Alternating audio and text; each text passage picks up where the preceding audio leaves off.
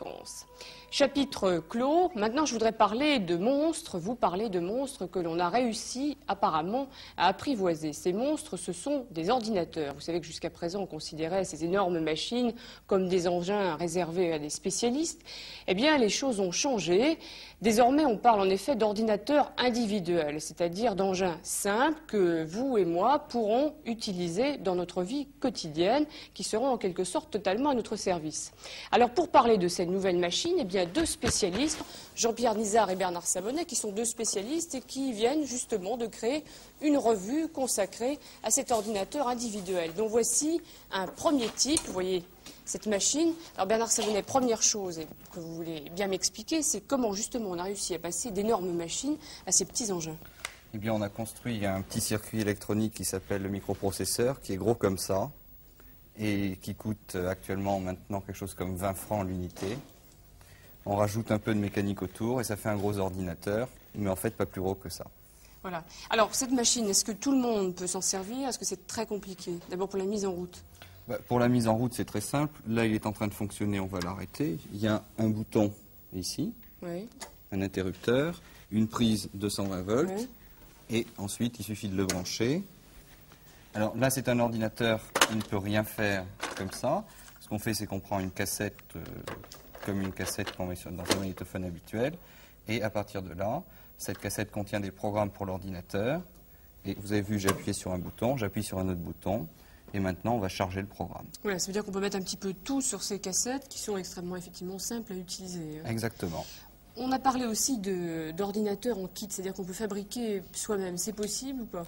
C'est possible, mais il faut quand même savoir un petit peu souder, et on y arrive ou on n'y arrive pas. Moi, personnellement, je n'y arrive pas, donc j'achète des systèmes plutôt tout faits. Alors ces systèmes tout faits, est-ce qu'ils coûtent très cher ou pas? Eh bien, les premiers prix commencent aux environs de 4 000 francs. Celui-ci, en particulier, coûte par exemple 7 600 francs. Et alors, je précise bien que c'est un matériel que l'on achète, on sort d'un carton, on le branche dans la prise murale 220 volts, et c'est prêt à fonctionner. Voilà. Est-ce qu'on peut espérer justement une baisse de ces prix dans les années qui viennent ou pas? On peut espérer une baisse de prix. En fait, ce qui va surtout se produire, c'est que les prix vont baisser aux environs de 2 000 francs, mais que les possibilités des machines vont augmenter au fur et à mesure que le temps passera. Donc ça deviendra de plus en plus rentable parce qu'il y aura de plus en plus de possibilités. C'est exactement ça, oui. Alors voilà, ça c'était un type d'appareil. On va avoir un autre ordinateur individuel. Voilà donc ce deuxième type de machine. La différence, je crois, avec celle-là, c'est qu'il y a maintenant un récepteur téléviseur tout simple en fait. Absolument, c'est votre téléviseur normal. Il suffit qu'il y ait une prise jeu.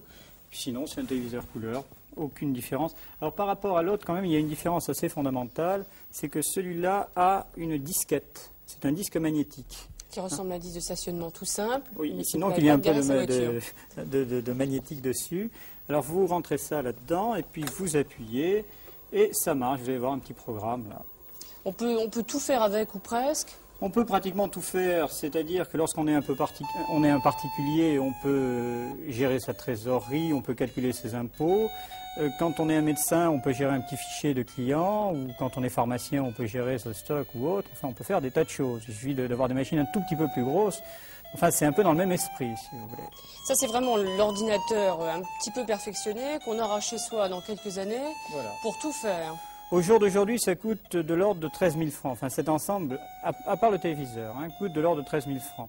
Enfin, ça va descendre, il n'y a aucun problème. Il faut espérer que ça soit un petit peu plus cher. Est-ce que cet ordinateur peut aussi jouer en quelque sorte le rôle de professeur?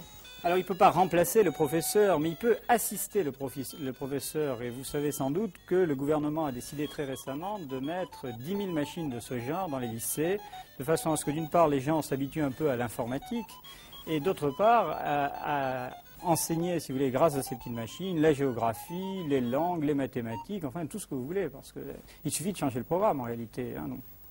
Ce sont des machines qui sont extrêmement polyvalentes. Alors, on peut attendre donc que le prix de celle-ci baisse un petit peu, même si la musique est très jolie, c'est encore un peu cher.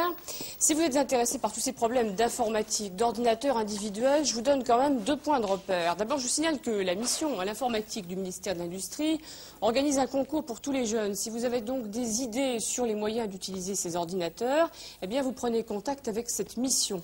Et puis, vous pouvez aussi lire cette revue donc, de Bernard Savonnet et Jean-Pierre Nisard qui s'appelle L'ordinateur individuel. C'est une bonne initiation. On trouve cette revue mensuelle dans tous les kiosques. Elle coûte 12 francs.